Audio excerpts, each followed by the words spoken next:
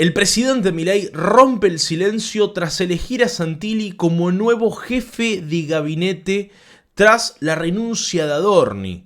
Te invito a que te suscribas a FIJAP Argentina en este nuevo canal donde vamos a estar dando la batalla contra el comunismo, contra el socialismo de Argentina. Escuchamos al presidente Milei. Está en línea el presidente de la Nación, los saludamos ahora mismo. Presidente, gracias por atendernos en un día tan intenso desde lo político. ¿Qué tal, Luis? Buenas noches, un gusto enorme hablar contigo. Bueno, presidente, primera pregunta, ¿no? Ante tantas novedades. ¿Qué cambió entre las últimas horas con la renuncia de Adorni y la última entrevista que hicimos telefónica? Estaba Esteban Trebuch, donde usted sostenía y defendía la permanencia de Adorni en la jefatura de gabinete? Básicamente, la posición de Manuel, que consideró que ya no era inadmisible los niveles de ataque personal que estaba recibiendo, en especial, digamos, cuando en este tipo de cosas empezó a recibir agresiones en sus hijos, ¿no? Y en su mujer. Y ya cuando se le metieron con los hijos, eso hizo que directamente me dijera que ya su renuncia era indeclinable. Porque recordemos que, digamos, él no está condenado, digamos, hay un proceso de investigación. Porque recuerdo que en otros casos, digamos, han tenido candidatos, funcionarios, procesados y demás, y sin embargo, digamos, hoy levantan un dedito republicano, pero en el caso de Manuel está en una investigación, digamos, y todavía, digamos, la justicia no se ha expedido, o sea, pero bueno, el ataque mediático encarnizado que ha recibido ha tenido un efecto derrame que ya cuando llegó al nivel de los hijos, entiendo la decisión de Manuel. Presidente, quizá la diferencia entre otros casos y este es que Adorni era un jefe de gabinete en ejercicio y todos los días aparecían informaciones judiciales que de alguna manera lo perjudicaban y lo comprometían cada vez más. La pregunta es, ¿la justicia ya se expidió al respecto? Todavía no. ¿Hay una sentencia? No. Bueno, listo. Entonces, o sea, digamos, de vuelta, ¿qué es eso de andar sentenciando y ejecutando gente antes de que se expida la justicia? Me parece que hay, digamos, todavía hay cosas que me parece que no se entienden, digamos, que después, digamos, se jactan de republicanismo.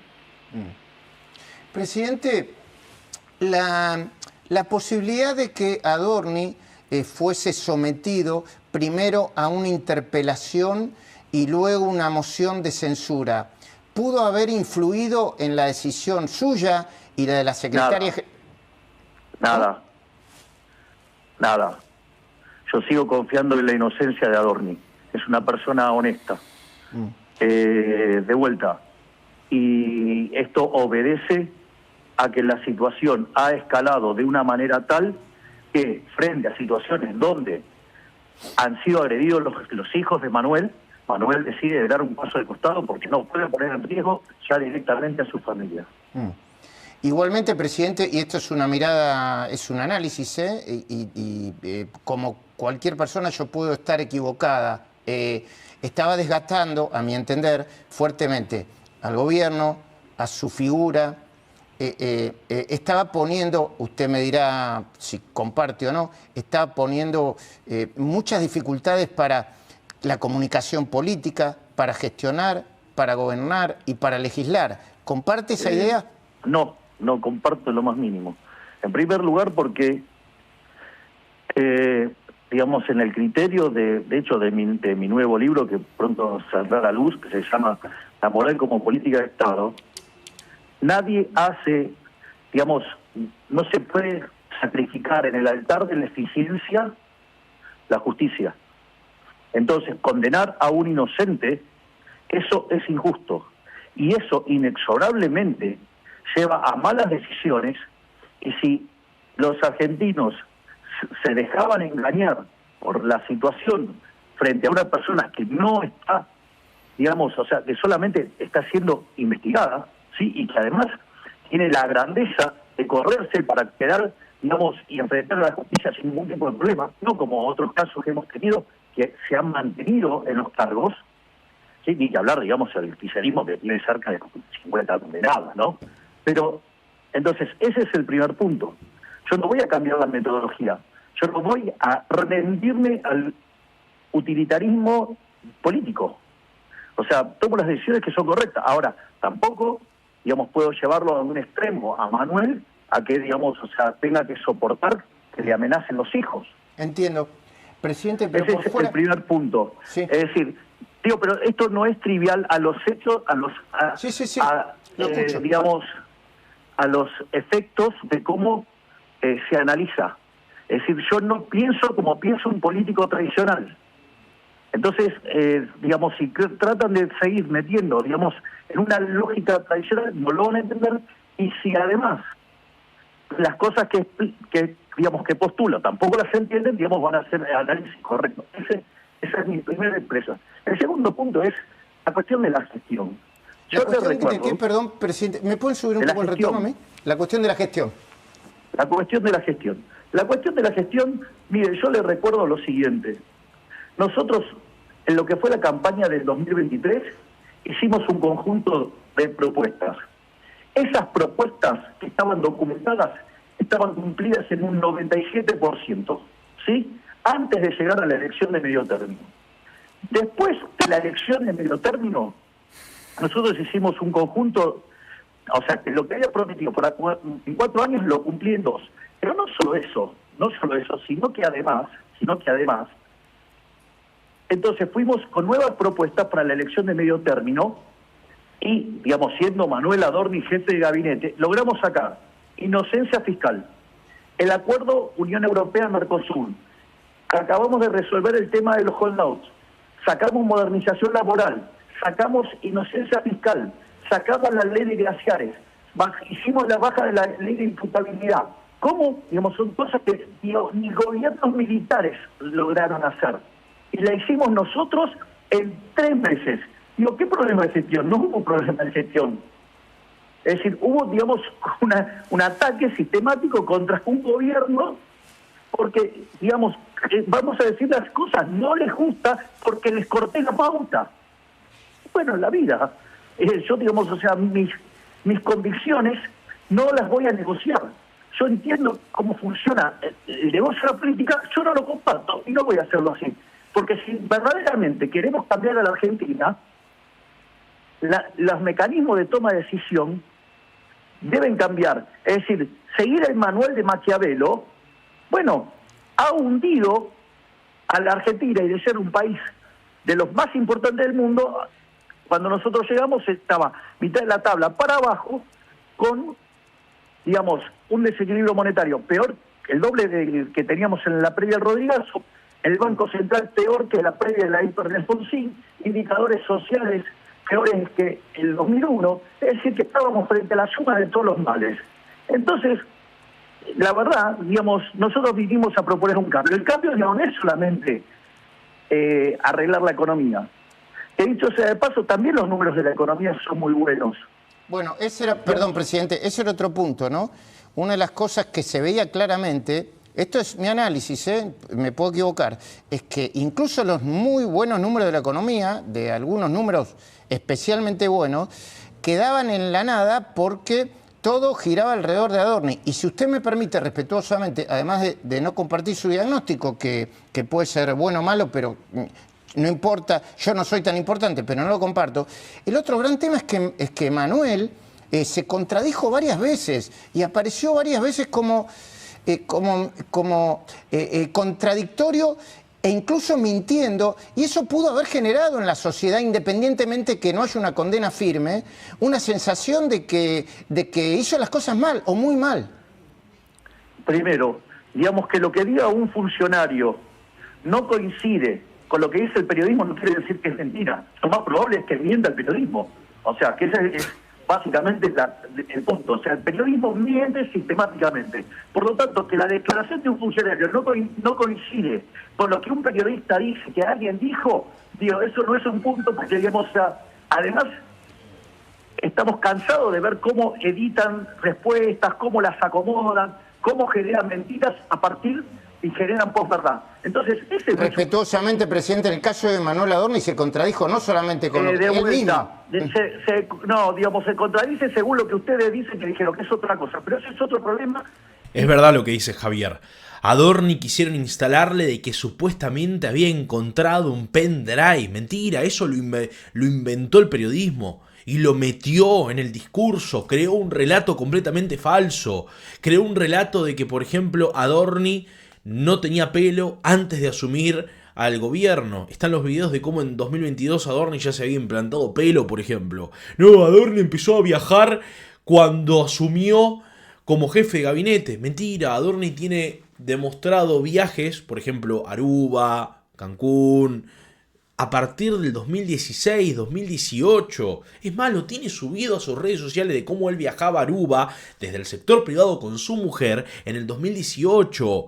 O sea, es un tipo que él lo dijo, tenía plata en negro, tenía plata Barrani, fuera del sistema, porque antes el Estado, con el kirchnerismo, te mataba. Y es cierto, todos sabemos muy bien, hasta el día de hoy todavía sigue pasando, vos vas a un kiosco, vos vas a una estación de servicio, vos vas a un restaurante y no te dan el comprobante, lo pasan de manera Barrani, en negro. ¿Está mal? No, porque el Estado argentino persiguió siempre al que creaba trabajo, al que creaba riqueza. Todos en Argentina evadimos, vos, yo, todos. Y es así, porque el Estado kirchnerista, vos tenías algo de más y te mataba. Entonces, todos estaban en negro.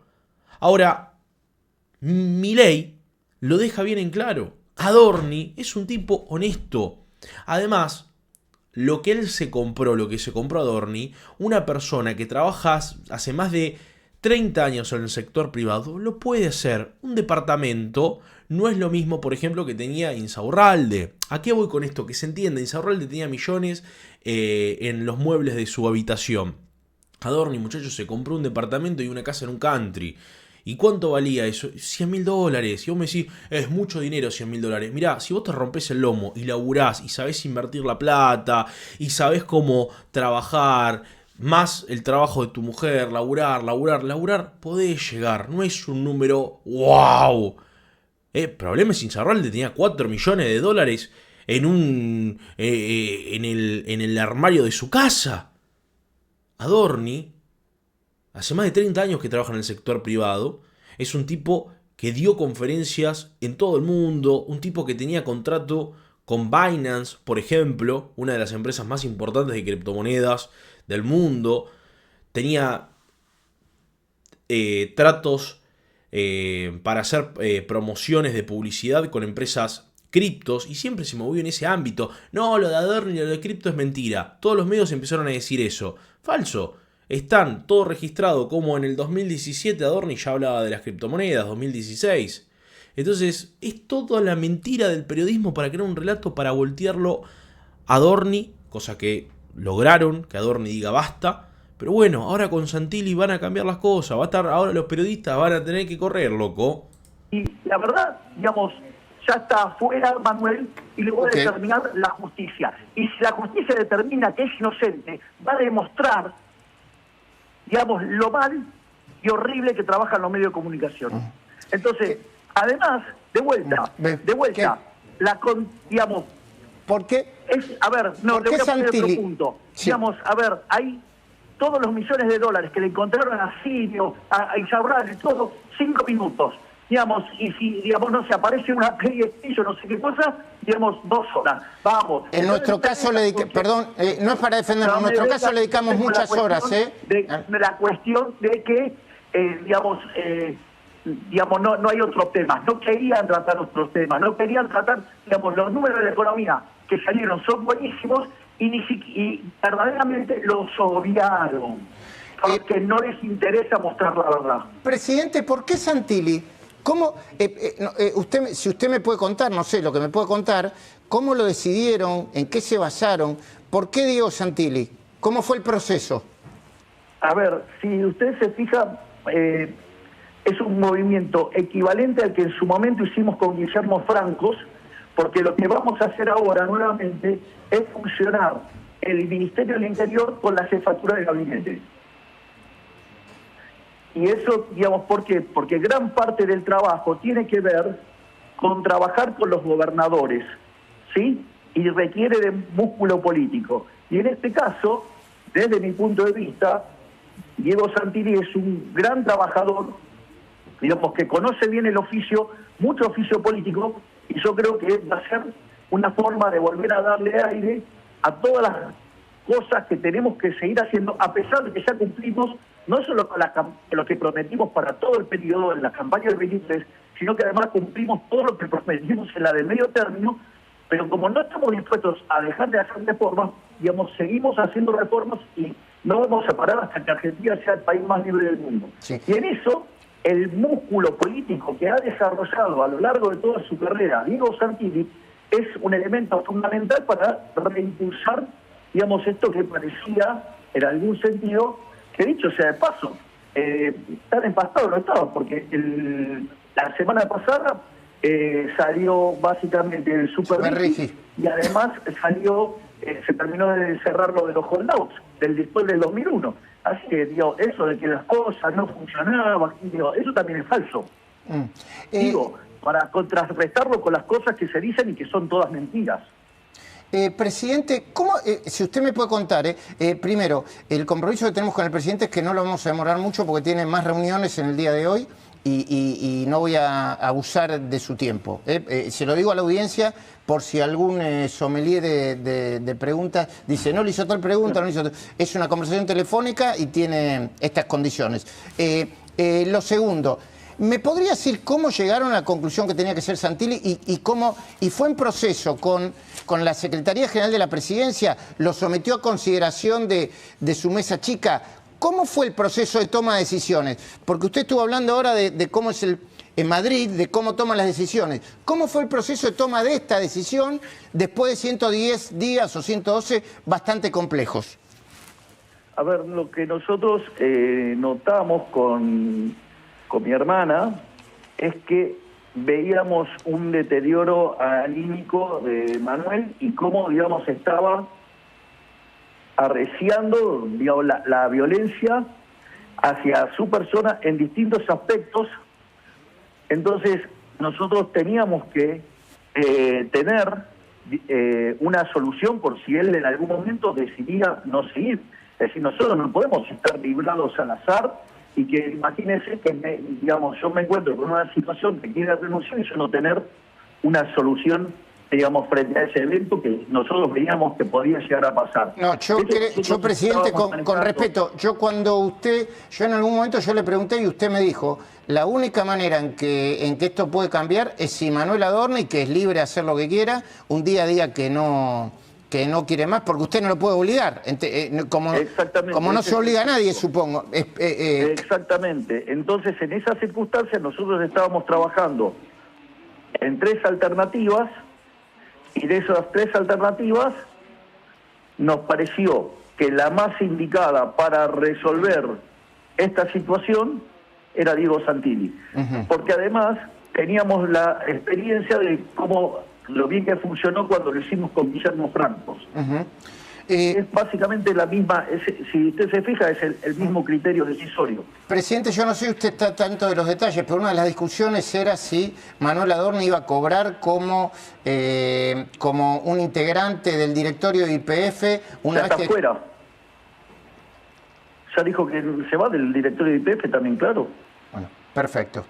No hay discusión ahí. ¿Cómo? Yo eso no sé de dónde sacó la discusión. Eso y no hay discusión. Bueno, había un debate. No, porque esa silla, digamos, eso fue parte del proceso decisorio también de YPF, en donde la silla de YPF, digamos,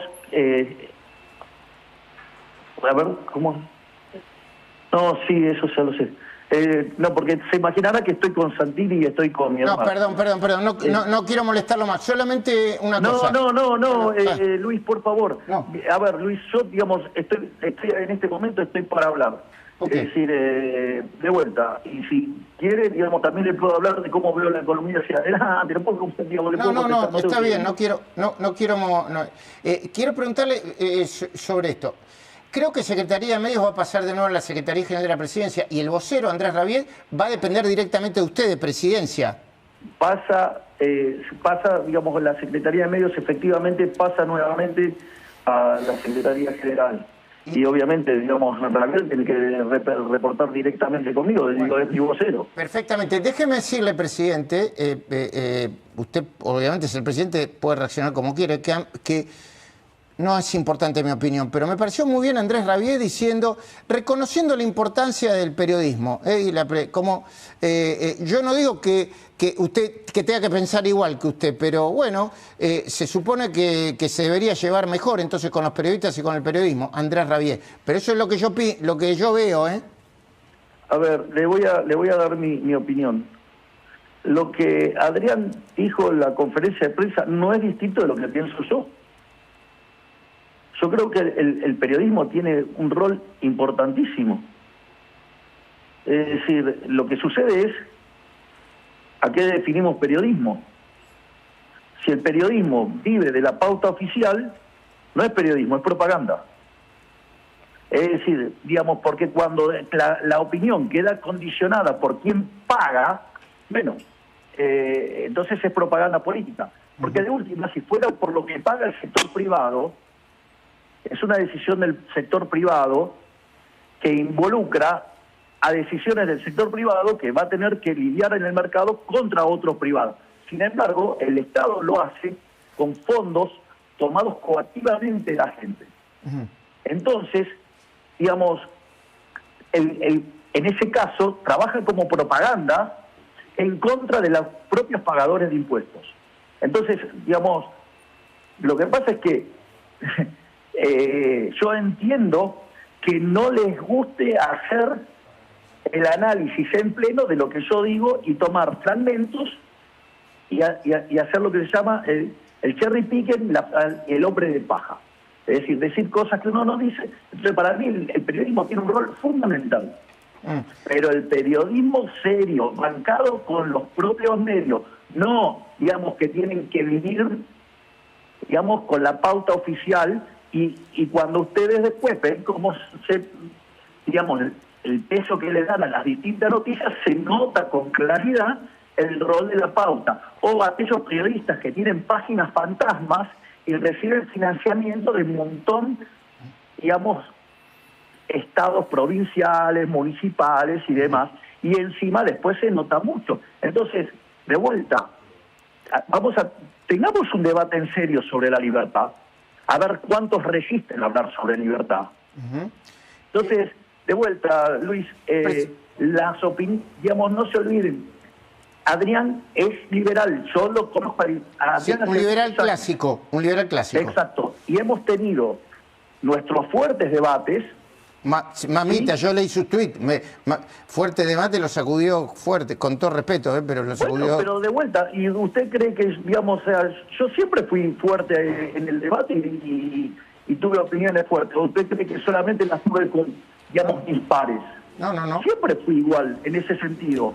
Lo bueno es que puedan entender que pude llegar a una síntesis y pude convivir a punto tal que hoy, digamos, no solo fue nuestro candidato en la provincia de La Pampa, sino que además llegó a diputado por dicha provincia y hoy es mi vocero. Entonces, eso, digamos, también tendrían que aprender que lo que se debate son ideas. Entiendo.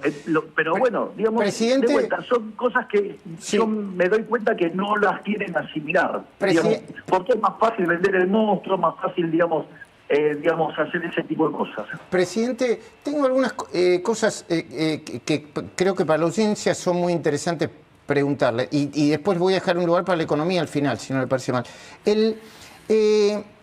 La designación de Santilli, por lo que yo estoy viendo ahora rápidamente, está generando un consenso muy, muy fuerte. Incluso, usted me dirá qué opina de esto, hay un tuit del expresidente Mauricio Macri, no lo voy a leer completo acá, pero díganme qué es lo que dice palabra más, palabra menos. Me dijo que iba a ser designado, confío en que ayudará, y no llego a leer, al cambio, a recuperar un poco la tranquilidad del país y permitir que las reformas económicas avancen lo antes posible. Bueno, desde la mirada de Macri, incluso es una mirada positiva. ¿Qué tiene para decir de esto? ¿Celebra la decisión de alguna manera? De vuelta, me parece interesante las respuestas y que está habiendo del arco político respecto a la llegada de Diego. Pero de vuelta, nosotros teníamos claro que para esta situación requeríamos volver a tomar el formato que se tomó en un momento de unir el Ministerio del Interior con Jefatura de Gabinete. ¿Por qué? Porque es un área que tiene que desarrollar mucho músculo político. Y la verdad que en ese sentido el trabajo que está haciendo, que estuvo haciendo Diego desde el Ministerio del Interior ha sido extraordinario. Entonces, eso facilita mucho todo lo que tiene que ver con después ir y negociar con el Congreso. Es decir, es una persona, digamos, acostumbrado a esa dinámica. Es una persona acostumbrada, es un profesional de la política en ese sentido. Lleva años trabajando en política. Presidente, usted mismo nos dijo que una parte del periodismo no le dedica muchos minutos a asuntos que, por ejemplo, acá nosotros le dedicamos, por lo menos en La Cornisa y en el programa que hacemos de lunes a jueves. Quiero preguntarle sobre alguno de esos puntos. ¿Cuál es su opinión, independientemente que no es juez tampoco y seguramente desde el punto de vista judicial no podrá condenar, sobre lo que está pasando con Insaurralde y Jessica Sirio? No me meto, digamos, en el accionar de otro poder. Okay. Sería una intromisión de mi parte. Okay. ¿Y sobre el caso de la CIRA? Pero de nuevo, está en la justicia, se tiene que expedir la justicia. A ver, si usted se fija, yo no adhiero a ese tipo de políticas. Okay. Es decir, digamos, yo no adhiero a las políticas dirigistas. Y eso obedece a tipo de... A ver, yo creo, digamos, en la libertad de precios, y eso, digamos, son frutos de controlar precios y poner restricciones. Entonces, obviamente que yo estoy totalmente en contra de esas políticas, pero si esas políticas dieron lugar, ¿sí?, a irregularidades, la justicia, digamos, lo recibirá y si encuentra a los culpables, los condenará. Y sobre Tapia y Tobillino, a pesar de que está en el medio del Mundial, y obviamente también pesa investigaciones judiciales sobre ellos. A ver, de vuelta, es una cuestión que tiene que resolver el Poder Judicial.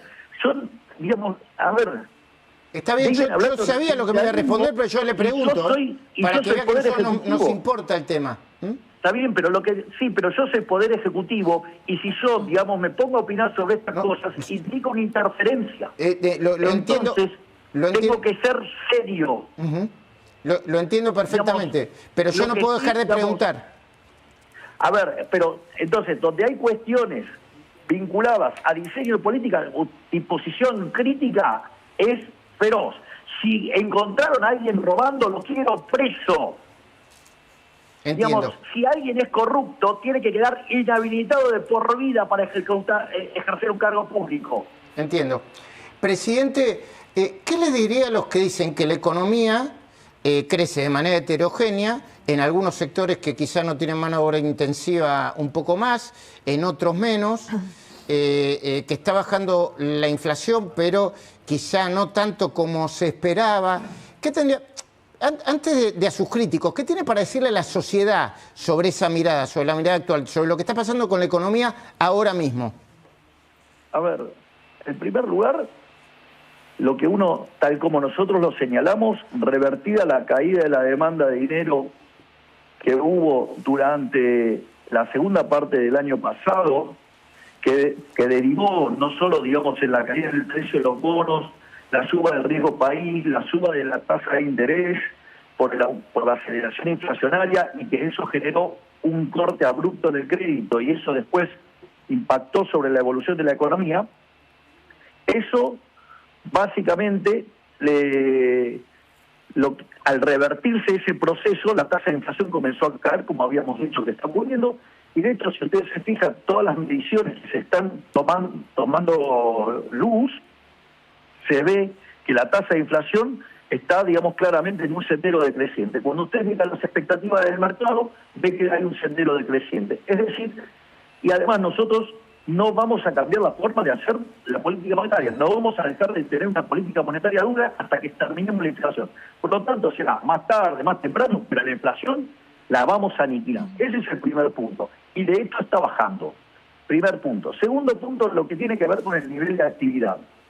El dato de PBI del primer trimestre es un excelente dato. Lo primero que tenemos que tener en cuenta, los procesos de crecimiento se miran en muchos años. Cuando usted mira los 100 años previos a que nosotros llegáramos al gobierno, la economía argentina creció en promedio 1%. Por año. Por año, exactamente. Si usted toma los datos del EMAE, que es la proxy del PBI, desestacionalizado desde diciembre, que nosotros, del 23, cuando asumimos, a los datos de cómo terminó el año pasado, el PBI subió cerca del 10%. ¿Qué quiere decir? Que si lo ponemos en promedio, la economía creció 5% por año, es decir, crecimos 5 veces más rápido que lo que venía creciendo la economía previo a que llegáramos nosotros.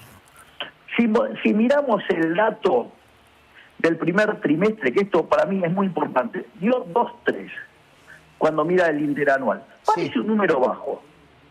Si usted mira qué pasó en el desestacionalizado, subió 0,7%. Eso anualizado le da cerca de 3. Con lo cual, además este va a ser nuestro peor dato, es 3 veces mejor que lo que tuvo la historia argentina previo a que llegáramos nosotros. Pero no nos quedamos ahí. Le cuento más. Una de las cosas que pasó con esto de la suba del riesgo país, con la suba de la inflación, con la suba de la tasa de interés, con el corte del crédito, la inversión cayó muy fuerte, cayó 11,6%. Sí. Si usted, en condiciones normales de presión y temperatura, no, digamos, el intento de golpe de Estado que hubo durante el año pasado, digamos, con 7 intentos de juicio político, con 40 leyes irresponsables tratando de violentar el equilibrio fiscal, digamos, haciendo maniobras para atacar al mercado de cambios, con la corrida más grande de la historia, ¿sí? Sino que además tratando de pudrirla en la calle, no se olvide que se deportaron más de 10.000 personas el año pasado. No fue un año más. Punto 1. A pesar de todo eso, ¿sí?, la economía resistió y el peor dato que tenemos para mostrarse es este trimestre. Bueno. En condiciones normales, mire, si usted no hubiera tenido caída en la inversión, es un escenario muy pesimista, ¿sabe? La economía se estaría expandiendo del 4%. Si la inversión se hubiera comportado como se viene comportando a lo largo del siglo XXI, es decir, desde que entramos en los 2000, sí. Bueno, le cuento que la economía hubiera crecido 5%. Y si además usted mira cómo se ha comportado a lo largo de nuestro gobierno la inversión en términos del PBI, la economía estaría para crecer 7%, lo cual es consistente con un riesgo de 500 puntos básicos y nosotros hoy ya tenemos riesgo país de 420. Con lo cual, Argentina ya entró en un sendero que está en condiciones de crecer al 7 u 8%. Le voy a pasar algo más, porque este caso son cosas importantes. El riesgo país de mi gobierno, que este primer periodo, y después veremos si los argentinos deciden tener otro, el riesgo país de esta gestión es 60 puntos básicos. Con lo cual, si nosotros lográramos la reelección, la economía va a crecer a tasas nunca vistas en la historia argentina. Y le voy a pasar algunos datos, si usted me lo permite. Sí, cómo no. Que le van a encantar. Pero, perdón, para que se entienda bien, 60 puntos básicos porque usted le quita el arrastre de lo que venía teniendo antes. Eso. No. Si usted mira cuánto es el riesgo país en los bonos que vencen durante nuestro mandato. Entiendo, la sobretasa está. Claro, es 60 puntos básicos. O sea, usted toma el riesgo total es 420 hoy, o 430. Sí. Pero si toma solamente los bonos, los que tienen que vencen en nuestra administración, Son 60 puntos. el riesgo son 60. Claro, quiere decir que Argentina, con un riesgo país de 400, puede crecer 7%. Imagínense si lo llevamos a 60. Entiendo. Digo, va a ser una fiesta. Pero le voy a dar algunos datos más, Por favor. para que vean cómo va a volar la economía. Mire, con la baja del riesgo país, la inversión sube. Tenemos que estar entrando, digamos, van entrando fragmentados los RIGI, que acumulan 150.000 millones de dólares, tienen que empezar a entrar. Y además tiene todo el plan vial, con lo cual la construcción también va a despegar. Perfecto. Ahora, no solo eso, sino que además, como si esto fuera poco, el consumo, que está en máximos históricos y está registrado en las cuentas nacionales del primer trimestre, básicamente también va a estar impulsado. ¿Por qué? Porque si usted se fija, los salarios reales dejaron de caer y empezaron a crecer nuevamente. Sí, en los últimos 2 meses, el formal, ¿no? En lo Sí, formal. y además, sí, el formal. Si toma el informal, digamos, viene volando hace rato. Entonces, eso le va a generar también potencia en el consumo. Muy Y bien. no solamente eso, como las jubilaciones se ajustan por la inflación pasada, cuando usted baja la inflación, las jubilaciones en términos reales suben. Consecuentemente, también va a tener un boom de consumo. Y las exportaciones, para aquellos que hablan del tipo de cambio trazado y demás, crecen 5 veces más fuerte que el PBI. Presidente, Por lo tanto, ¿lo puedo tiene interrumpir un inversión para segundito? arriba, No, consumo está- para arriba, exportaciones para arriba. Digo, Entiendo. Argentina ha entrado en el camino que va a ser grande nuevamente. Bueno, eso era lo que le iba a decir, presidente, yo lo sigo porque lo vengo escuchando y trato de, no solamente de usted, pero aprender de economía en general. Pero si usted le tuviera que decir algo a la sociedad en este momento, a la que, bueno, tuvo un puchito más, no le alcanzaba, en el lenguaje que usted conoce, ¿no? Es sencillo para que entienda todo el mundo, ¿qué le diría? Que Argentina va por el camino correcto. Ha bajado en 10 veces la inflación, ¿sí? Pasamos de niveles de entre el 200 y el 300, si toma el IPC o el IPM, estamos en niveles que oscilan entre el 20 y el 30. Ok, ¿es alto? Sí, pero para adelante va a ser cada vez más bajo. El PBI ha empezado a crecer, estamos en récord histórico de actividad, estamos en récord histórico de consumo, estamos en récord histórico de exportación. Además, bajamos la pobreza desde niveles en la frecuencia mensual, claro, de 57% a 28%. Es decir, sacamos 14 millones de personas de la pobreza. De la indigencia pasó del 20% al 6%. Y los niños de 70% pasaron al 42%. Es decir, la verdad es que Argentina está mejorando a pasos agigantados. ¿Queda por hacer mucho? Sí, claro que queda mucho por hacer.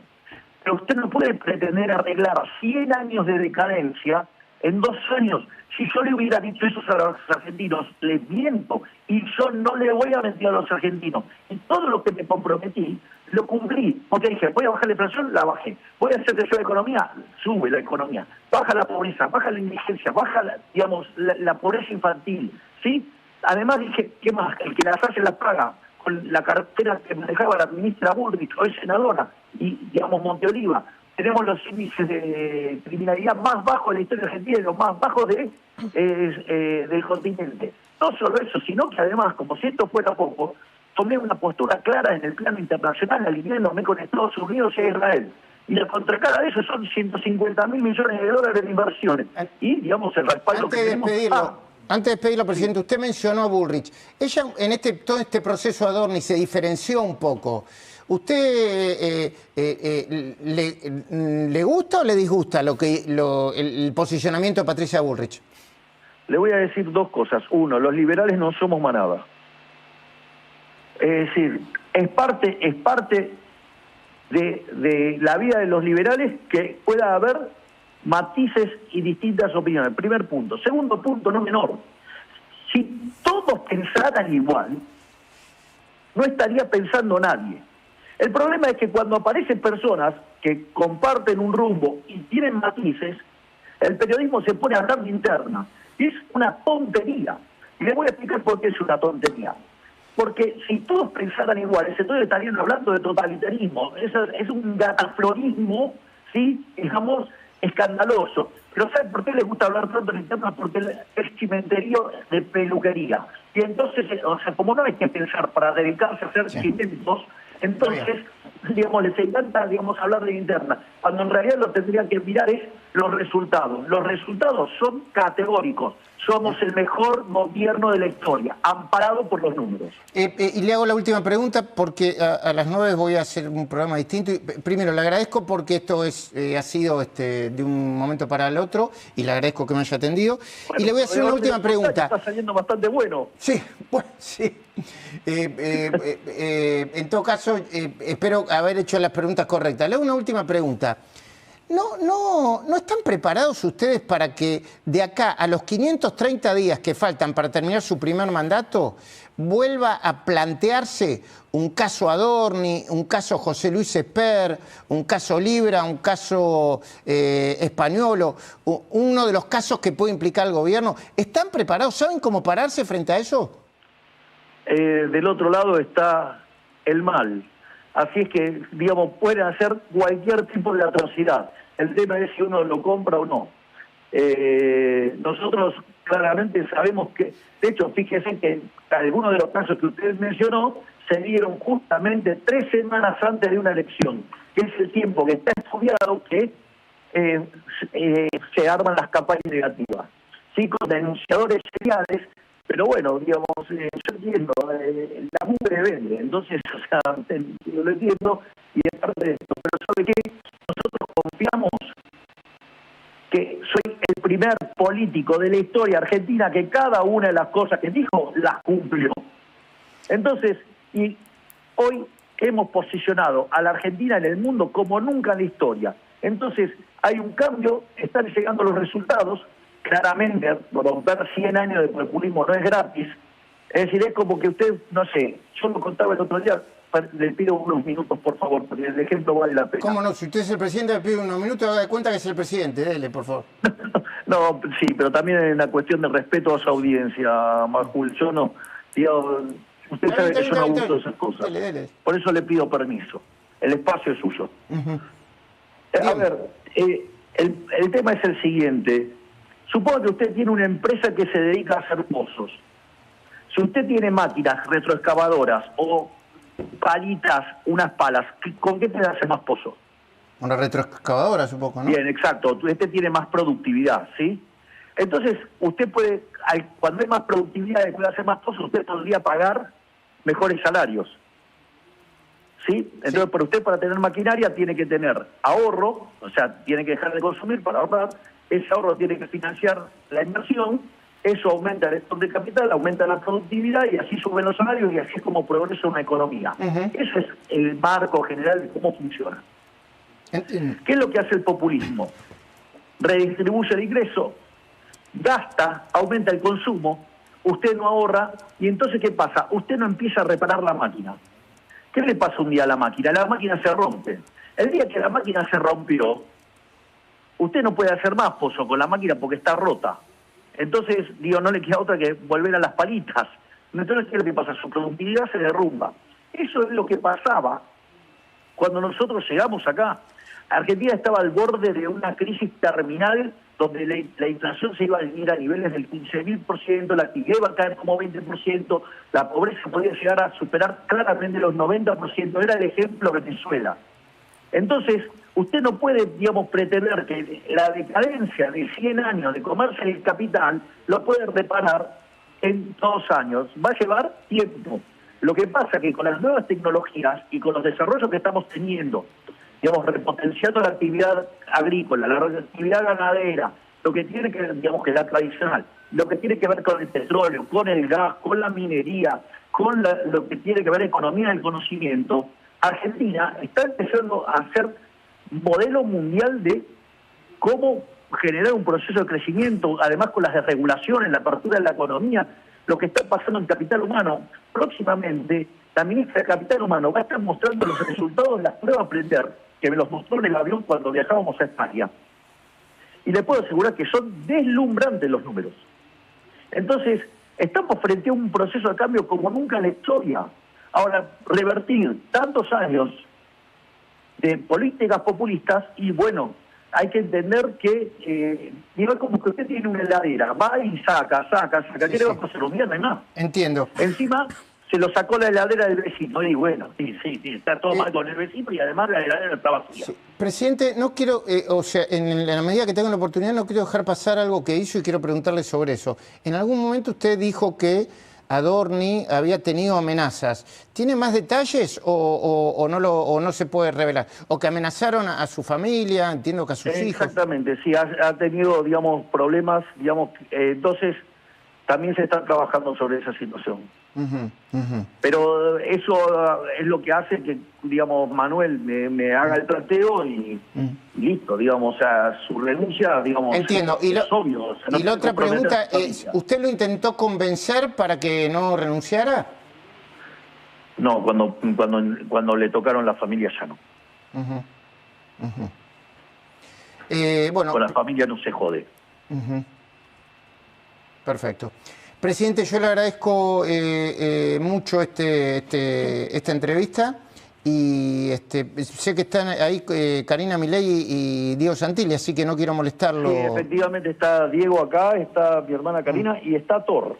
O sea, así que hay, digamos, estamos acá reunidos en Olivos y nada, y le agradezco mucho este espacio, le agradezco mucho que me permita debatir temas que son incómodos, pero usted sabe que yo considero que usted es parte está del bien, 5%. déjeme, ya que me lo agradece yo, déjeme decirle algo, presidente. La sensación de alivio que hay dentro y fuera del gobierno con la salida de Adorni quizá es muy buena para el futuro, pero no se corresponde quizá con cómo usted insistió en sostenerlo. Porque de vuelta, mi accionar es yo la moral como política de Estado y no voy a entregar a uno inocente ni por la eficiencia económica ni por el utilitarismo político. Porque, digamos, está bien, pero déjeme decirle que mi análisis, no importa yo, saque la palabra yo lo considero un error político un error político que se prolongó demasiado en el tiempo, 110 días, y que de alguna manera afectó mucho. Luis, mire, yo le voy a decir algo. Mire, el oráculo de Delfos daba consejos, pero no tomaba decisiones. Es cierto, yo no soy presidente ni hago política, por suerte para la política. ¿Sabe lo que pasa? Que yo tengo que tener una autoridad moral frente a mis ministros. Si yo, por cualquier cosa que me empiecen a raspar la imagen, voy a ejecutar a un ministro con la magnitud de las reformas que estoy proponiendo hacer, que nos van a venir a chocar la carrocería todo el tiempo porque hacemos reformas que estamos tocando los intereses de los más poderosos que hundieron a la Argentina. Entonces, digamos, cuando un ministro tenga que tomar una decisión, ¿cómo lo sostiene? Va a decir, no, ¿para qué? Pero, presidente, la permanencia de ese ministro podía llegar a poner en riesgo las reformas de fondo. Los hechos muestran que no, porque todas las reformas que fuimos proponiendo, de hecho sacamos todas las que propusimos en la campaña electoral, ya las sobrecumplimos todas. Con lo cual es falso eso que estaba en riesgo. Si yo todas las promesas que hice para el segundo tramo de este gobierno, ya están todas cumplidas. Entonces, ¿dónde están en el juego? No está en juego nada porque si no fueron cumplidas. Y si me deja seguir interpretando en esta diferencia de opiniones, creo que la designación de Santini es un mensaje hacia la oposición de construir más y confrontar menos. Pero es mi análisis, perdón. Yo, digamos, voy moviendo el equipo para conseguir resultados. Vidardismo 1-0-1. O sea, yo pensé que iba a citar a Scaloni ahora que estamos bien. No, pero digamos, digamos, es tanta la admiración que tengo por ese cuerpo técnico y esos jugadores que no quiero entrar en mi versión. Está bien, no digan porque lo van a utilizar de un lado o del otro. Presidente, muy agradecido por el tiempo. No, por favor, muchas gracias a usted, Luis. Bueno, para mí es muy valioso que no porque yo sea importante, que pueda plantear las diferencias en la cara de un ministro o a un presidente, pero debe ser por los años que tengo eso, ¿no, Luis? Sí, igual dejó... Porque soy demasiado grande, digamos. No, pero recontra valioso, dejó un montón de títulos. Yo me quedo con lo del tema de las amenazas a los hijos, ojalá que Muchachos, escuchamos al presidente Milei. Los invito a todos a que me sigan en mi nuevo canal, Franco Antunes 14, que se lo voy a estar dejando en el link de la descripción de este video y en la caja de comentarios, que ahí vamos a empezar a subir videos como hacíamos el liberalismo al palo, más míos, personales. Quiero hablar de Adorni, quiero hablar de Santilli, quiero dar mi opinión de las cosas, así que vamos a volver al antiguo formato. Que lo dejé de hacer hace unos días porque se solucionó un problema del liberalismo al palo. Pero bueno, muchas cosas para hablar tengo, muchas cosas. Así que te espero ahí en mi canal. Y espero ya mañana poder empezar a subir esos contenidos, esos videos que necesito dar mi opinión. Yo lo único que les digo es que Milei se está metiendo con los intereses de la casta más asquerosa. Se está metiendo con los intereses de los que hicieron bosta a este país. Y no es barato. No es algo barato que te sale. Te salen estas operaciones Adorni. Te salen las operaciones que le hicieron a Karina. Pero ganará el bien. Recuerden eso. Muchachos, suscríbete, dale me gusta. Quiero saber tu opinión. ¿Estás a favor, en contra? ¿A quién le querés? Y nos vemos, muchachos. Seguime en mi nuevo canal. Te quiero mucho, papá. Franco Antunes 14. Seguime ahí. Te quiero mucho, Torito. Nos vemos.